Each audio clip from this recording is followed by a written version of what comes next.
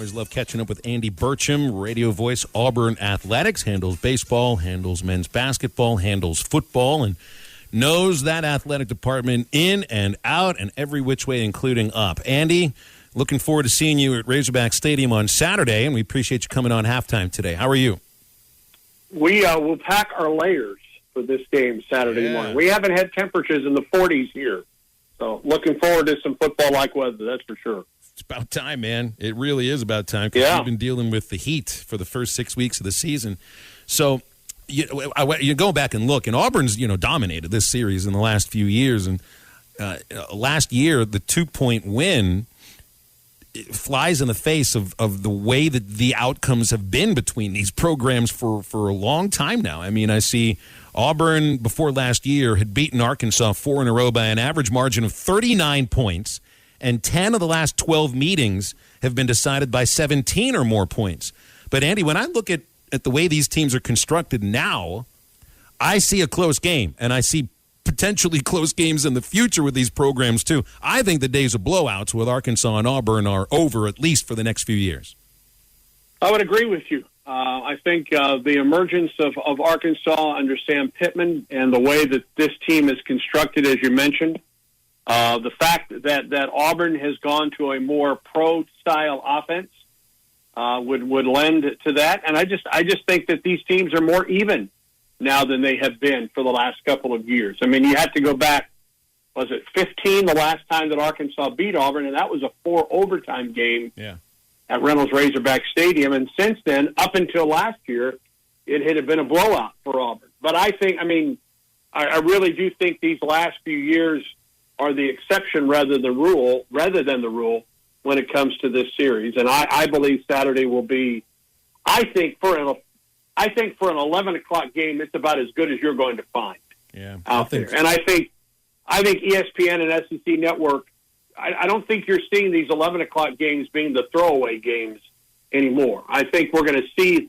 these kind of matchups at 11 o'clock moving forward. So I don't think that's indicative of how evenly matched this game is and how big this is for both of these teams coming in. I don't know what the ratings were last week, but I thought I remember reading that the Arkansas-Georgia game, which was 11 o'clock in the morning, was ESPN's highest-rated football game of the season so far, and that was 11 o'clock. So I think you're exactly right about that.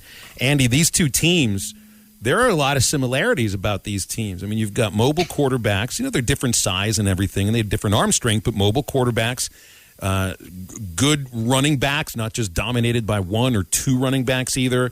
Good offensive lines. Where to you, Andy, do these teams differ? It's a good question. I think at this point, the Arkansas wide receivers are more explosive than Auburn. The number of big plays that you've seen out of Arkansas through the first 5-6 weeks of the season, I think is eye-popping, and Auburn has been unable to do that. Last week against Georgia, Auburn had its chances, but had a lot of drop balls, anywhere between 8 and 10 dropped balls, including one for a touchdown on the first drive of the game.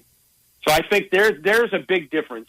The fact that the Arkansas receivers are more established and have performed better than Auburn right now. And another thing coming into this game, and this is something we won't know until Saturday morning pretty early, is the availability of Owen Pappo on the Auburn defense. He was injured in the second half of the Penn State game. He's Auburn's second leading tackler, forms a really good duo with Jacoby McClain, and I think Arkansas knows the value of having dominant linebackers, because Arkansas certainly does, in Henry and Morgan and Poole and Parker. And Auburn probably is not as deep at the linebacker spot, but they rely on those 2 inside linebackers as much as Arkansas does. And Pappo hasn't played since that Penn State game. Auburn needs Owen Pappo back out there at that linebacker spot for Auburn. But I think the big difference is how well the Arkansas wide receivers have played, and Auburn's still looking for the emergence of its wide receivers right now. Yeah, you talk about the wide receivers of Auburn. You brought up the pass drops. Has it basically been on the receivers of why Bo Nix's numbers are that bad? I mean, is it Is it Bo's accuracy, or is it more on the wide receivers, the fact that Bo Nix still halfway through the season is just under 1,200 yards and has only thrown 6 touchdowns through the air? Which is more of the factor? Is it Bo himself or the people that need to actually catch the ball? It may be depending on the game. Last week, it was the folks catching the ball. That was the problem for Auburn a week ago. And listen, Auburn lost every one of its big play receivers coming into this season from last year. Anthony Schwartz is playing with the Browns. Both Eli Stove and Seth Williams were on NFL rosters in the preseason. They lost all 3 of those guys from a year ago. One thing that it has done, though, on the other hand, is Auburn is starting to throw much more to the tight end than it has, well, probably in 20 years. Maybe since Philip Lessenkirchen played for Auburn. That was 11 years ago. But the tight end for Auburn is much more of a factor this year. And there's some depth there and some experience at the tight end spot. So while Auburn's still trying to establish itself at the receiver core, and I mean, 2 weeks ago, Auburn fired its wide receivers coach in his first year at Auburn. So that has been a troublesome spot for Auburn. It's a spot that Auburn needs to improve on because, including this Saturday, Auburn will have the off week next week, but the rest of the year is all the Southeastern Conference. So there are no more weeks where you can say, let's try and figure it out, with an opponent in. That doesn't work anymore for Auburn. Akron and Georgia State and Alabama State, they're done on the Auburn schedule at this point. And you talk about how the tight end is being utilized a lot more than in years past. What are some of the other big examples that you can think of that is kind of the biggest difference between Brian Harsin and Gus Malzahn? Well, I think, for one thing, we see Auburn run out of a pro-eye set. We never saw that under Gus Malzahn. You see Bo Nix under center with John Samuel Schenker as the fullback and Tank Bigsby or Jarquez Hunter in the pro-eye. We haven't seen that at Auburn since Tommy Tuberville, who's now a U.S. Senator, was roaming the sidelines for the Tigers. So that's maybe the biggest difference. You don't see Auburn running laterally as much as it has in the past. Auburn is much more of a downhill running football team. Gus Malzahn always wanted to get to that point, but seemed with that offense, and certainly the offense in the last couple of years was trying to get to the corner, trying to turn the corner. Auburn will try to pound it much more under this offense and under Brian Harsin offense and the Mike Bobo offense. You saw this a little bit if you watched South Carolina last year. So I think that is maybe one of the big differences is the fact that Auburn uses much more of a pro-eye set than we've seen in quite some time. I felt like some of the pressure. Not all the time, and Auburn will still run a majority of its plays out of the shotgun, but it will run much more out of that pro-eye set. Andy, I felt like some of the pressure on Gus partially was on based upon the success of that first year, and it can be difficult to live up to that, afterwards. But also, this was someone referred to as an offensive genius who was calling the plays quite often. He was kind of the offensive coordinator for some of those years that he was also the head coach. Even when there was an OC, sometimes Gus called the plays. I don't see that with Brian Harsin. I see him allowing Mike Bobo to run an offense and call plays, even though Brian Harsin is an offensively minded coach. That's his background.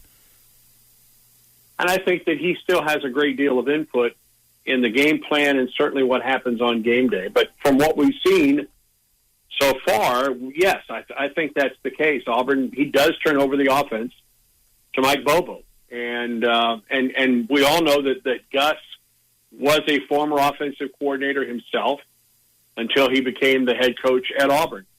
And I think had trouble relinquishing that duty. And at times he did, and then he seemed to take it over again.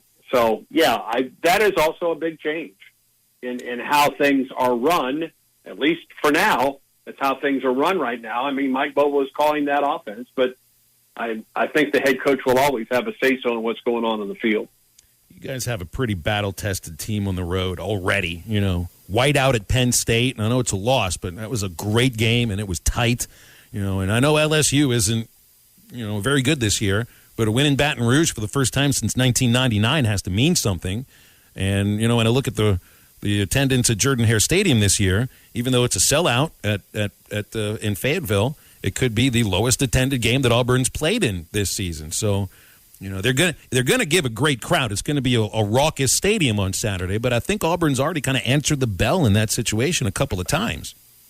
Yeah, I don't think Auburn will be intimidated by the crowd, and that doesn't diminish how much the crowd will play a factor in the game. I think Arkansas will be more than ready on the field and in the stand for this game. I expect it to be, even though it's an 11 o'clock game, I expect it to be, it's going to be a fun atmosphere to broadcast from on Saturday. But yeah, so much was made of the Penn State game and the whiteout game, and the way I answered it is, listen, this is what Auburn faces.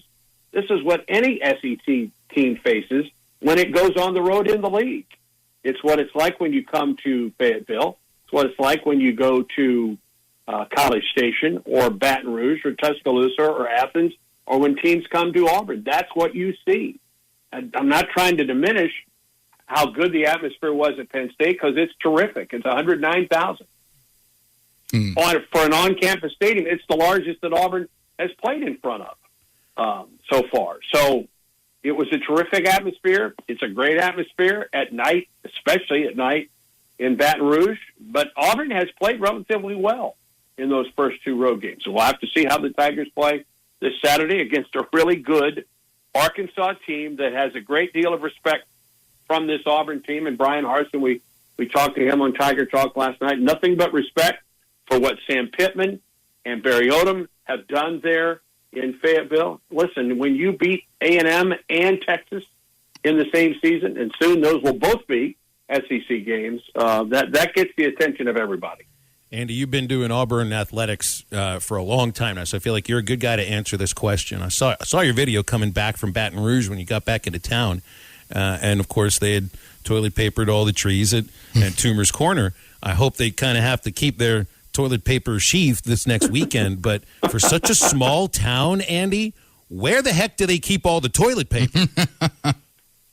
Yeah, and then you're coming out of a COVID era too, where remember how scarce it was, non-plentiful. Yeah, you couldn't find it anywhere. Well, apparently they've stocked up, and yeah, that's just what it is here at Auburn, and everybody has those kind of traditions. So I guess, listen, I've never been able to do it. I've never been able to get to Toomer's Corner and roll Toomer's Corner after a football game because I'm working. But, and listen, that game was a big game for Auburn because of what you mentioned.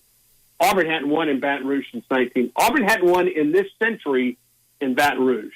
That's why, and coming from behind, I think that's why that was, I wanted to drive through town on my way home, and the Auburn family did not disappoint. Let's put it that way. Drew was 5 years old the last time that had happened, so that's probably the best way to put it. Yeah, he didn't even know what that looked like. Andy, appreciate you, man. It's always fun talking with you, and have a safe trip to Fayetteville, and we'll see you Saturday. Hope to see you all Saturday. Thank you very much, guys. Thanks, Andy. It's Andy Burcham, voice of Auburn Tigers Athletics. I had a question on the end of my tongue there that I decided not to ask, because you got to make sure you ask it in the proper way, and I don't know if I was ready to do that. I was going to ask Andy, how many rolls of toilet paper does he have in his closet at this very moment? Because I feel like if you were an Auburn fan or somebody that works for Auburn, I feel like you got to at least have 10 to 15 rolls on you at any given time. Savings account of toilet paper for those big moments. And then an extra 6 or 7 in the trunk. That's just in case. That way you can roll any tree, regardless of where you are. I was going to offer up one of my own rolls just for him to take home with him if you didn't have enough. But they're not going to be rolling Toomer's Corner this Saturday. No, hopefully not. We're rolling the end of the show after this on Halftime. We're back and better than ever. All eyes are on the gridiron as teams are back for another football season. As always, BetOnline is your #1 spot for all the pro and college football action this season. With the new updated site and interface, even more odds, props, and contests, BetOnline continues to be the #1 source for everything football. Head to your website or use your mobile device to sign up today and receive your 50% welcome bonus on your first deposit. Don't forget to use our promo code BELIEVE to receive your bonus. That's BLEAV. From football, basketball, boxing, right to your favorite Vegas casino games. Don't wait to take advantage of these amazing offers for the 2021 season. BetOnline is the fastest and easiest way to bet on all your favorite sports. BetOnline, where the game starts.